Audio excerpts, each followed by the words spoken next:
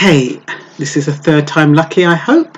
I'm Dark Shades. I'm broadcasting out of the east of England into your homes, onto your phones, and I run this is actually a relationship channel. Even though it's called Dark Shades Counselling, I do put a little bit of counselling element into it because I'm a counsellor, but it's really a channel that offers advice and gives you food for thought.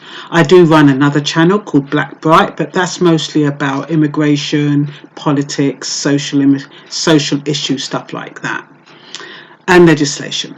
So anyway, you've tuned into this channel because you want to know why women, and I'm talking about women on this channel, why women stay in relationships that they're not happy in, and they complain and they find everything wrong, but they don't move. And you're like, so why are you staying in the relationship? And they don't even know why. So I've come up with a theory, and you may agree with this theory, you may not. But okay, there is a notion that past behavior determines something is possible or not possible. Okay, so in policing, they call it predictive policing, and what they do, they have this artificial intelligence that's full of algorithms, and what it does is, based on the behavior of individuals or the crime in a certain area, they want to determine whether or not crime will be repeated. It's also something similar that they do with banking. They base their whether or not they want to loan you money based on your past behavior.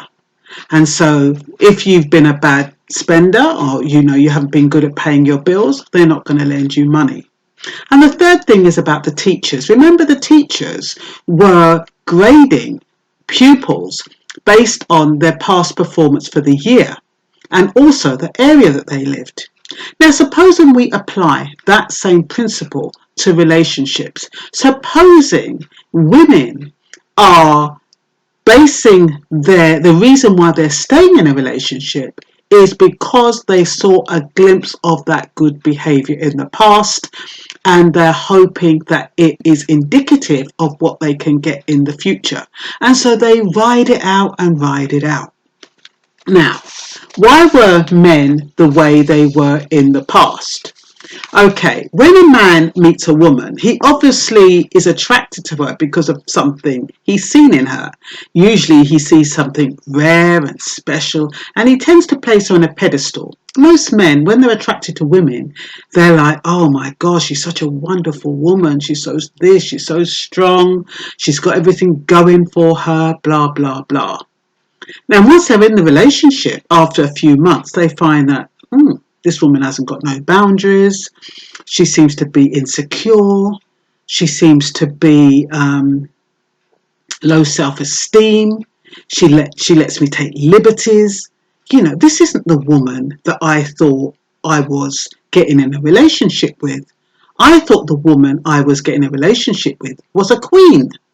And so when a woman, she thinks she's pleasing her man, but she doesn't prioritize herself. So she thinks she's pleasing her man, and she lets him get away with all and sundry. And what this is telling him is that you don't value yourself. And so he starts thinking, well, it's not really worth me spending money on her, treating her like she's a queen, if she doesn't believe she's a queen. And so they start withdrawing.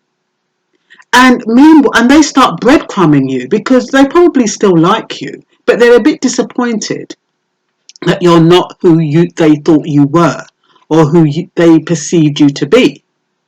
So the woman is constantly trying to get the breadcrumbs to make a loaf of bread, and they're not coming. They're not coming because he started withdrawing. He started thinking, well, is it worth it? And so women spend a lot of time in relationships waiting for that glimpse that they saw in the past, which they thought would predict how they would be treated in the future. And it's not happening. And it's not happening because they are not the person that the man thought they were going to be. This is just a thought. It's just a concept. Okay?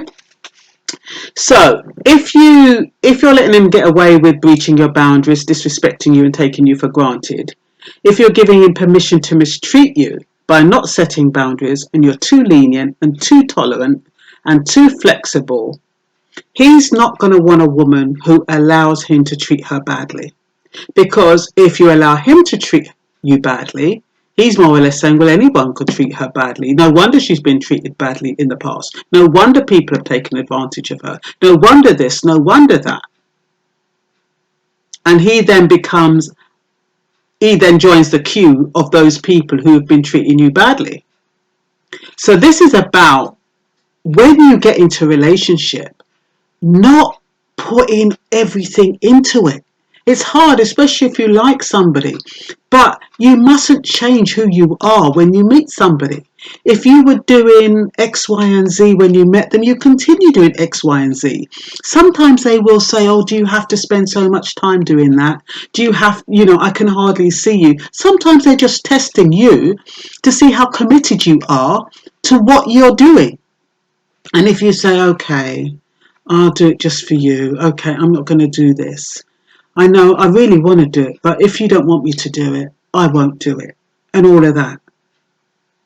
This one's kind of thinking, oh, bloody hell, she's a soft touch. She hasn't got much commitment. She hasn't got much self-control. She hasn't got much discipline. Is she really as convicted as she makes out? And then they'll think, well, if she's not really committed to what she says she likes, is she going to really be committed to me? And then they become a little bit, a little bit wayward. So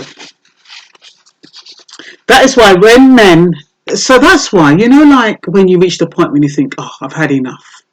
He's not what I want. And I'm just going to get on and do what I really want to do.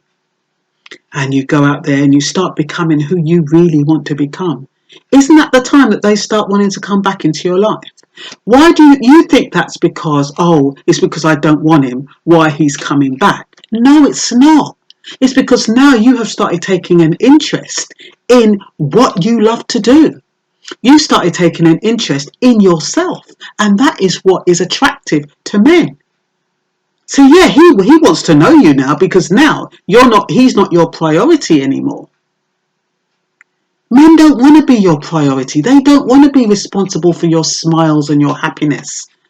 They want you to be able to do that for yourself. And if they can add to it, it's a bonus. But you can't just give up and give your all to a man because it's not attractive. And it's too much of a responsibility for them. They want women who are self-sufficient. That's why you hear them say, I want a woman who's independent. Now, you do have some crufts who want a woman who's independent just so they can take liberty and they can use her and whatever. Yeah, I'm not talking about them. I'm talking about men who have got their act together and they want you to compliment them and you're kind of on a level playing field. Those are the type of men I'm talking about. Not those ones who use women who are independent as an excuse to do squat because you have them out there. So you need to set your standards and show them that you're rare and special because you are. And the thing with women is that sometimes they get caught in this mothering role and they feel as though they've got to start looking after a man. They feel as though they've got to start sacrificing. You don't. You can compromise, but you don't sacrifice. And, it's always good to be poised and self-control. Be dignified. When they come to see you, always make sure you look good. They might even criticize how you look. But as long as you know you look good, that's all that matters. Some men criticize you just to see if you'll change for them. Do you ever see these relationships where you meet a man and you're wearing a wig? I love this one.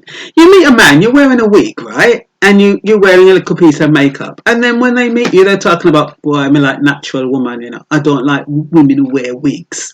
So if you don't like women who wear wigs, why the hell are you talking to me then? You know what I mean? This is me. This is my package. I'm not going to stop wearing a wig just because you don't like it.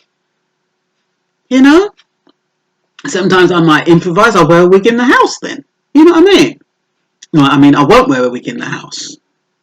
if you don't like wigs. But the funny thing is that sometimes they'll say they don't like you in the wig, but they know you look good in the wig. So even though they say they don't like you in the wig, when you're going out, hear them now. So fix up your hair, wear the wig. It makes me die. You know, they love you. The way they met you in the first place is what attracted you to them. And all of this trying to change you as you're going along is just to see whether or not you're malleable, whether or not you're flexible, whether or not you'll change for them. But they don't want you to change. They want you to be convicted, they want you to be committed, and they want you to be who you are. No apology. So, what else have I got here? So we've got, what has this got to do? So we've got the predictive practices, which I told you about. And because, the thing is with predictive processes, like what the police use and what the teachers use and what the banks use, is that it doesn't allow for evolvement, it doesn't allow for change. I mean, people could be bad payers because of a certain set of circumstances, and yet given another set of I've got all tongue tied today. Given another set of circumstances, they can be good payers. So, but the way that these systems work and these algorithms work, you don't get a second chance. If you've made a mistake, that mistake is on you for a long period of time. Now, supposing we applied that to relationships. Supposing we said that because somebody acted out or did something wrong, you were going to hold that against them. I mean, some people do. It's called unforgiveness. Some people do hold it against someone who's made a mistake, and they use that and say, once a bigot, always a bigot. Once an adulterer, always an adulterer. Once a cheat, always a cheat. But people can turn around. People can change. It's called the human will.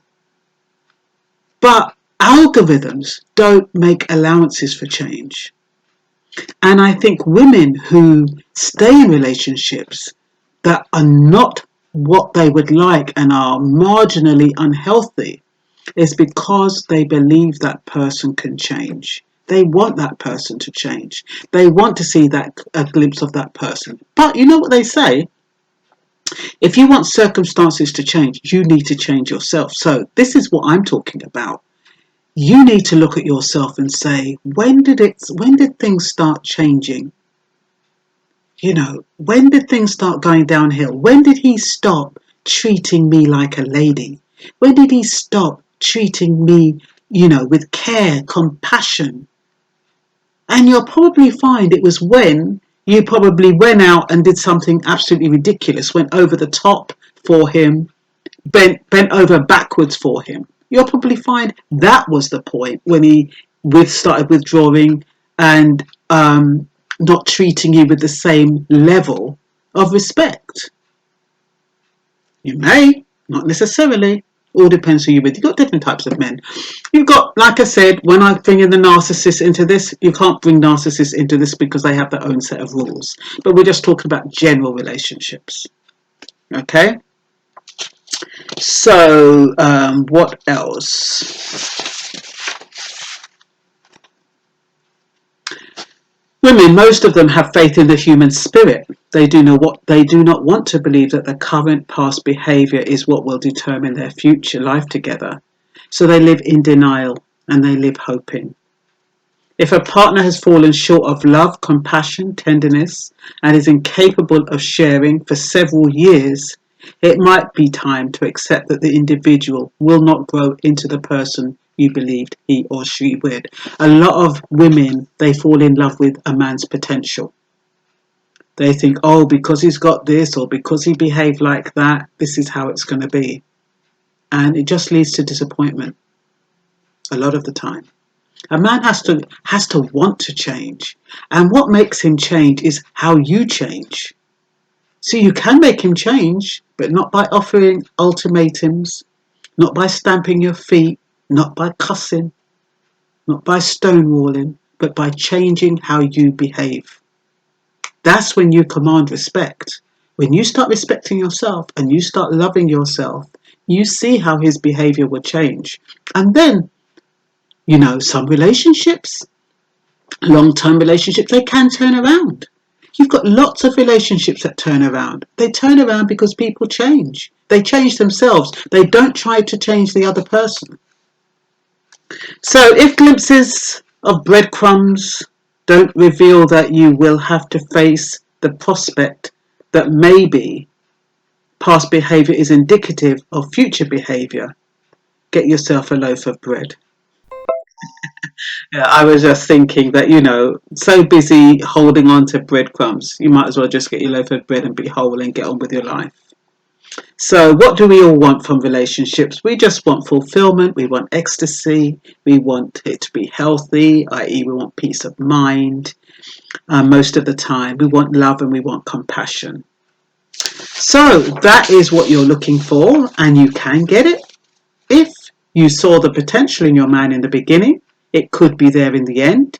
But what do you need to do with yourself to bring that about? And that's all for now. Bye-bye.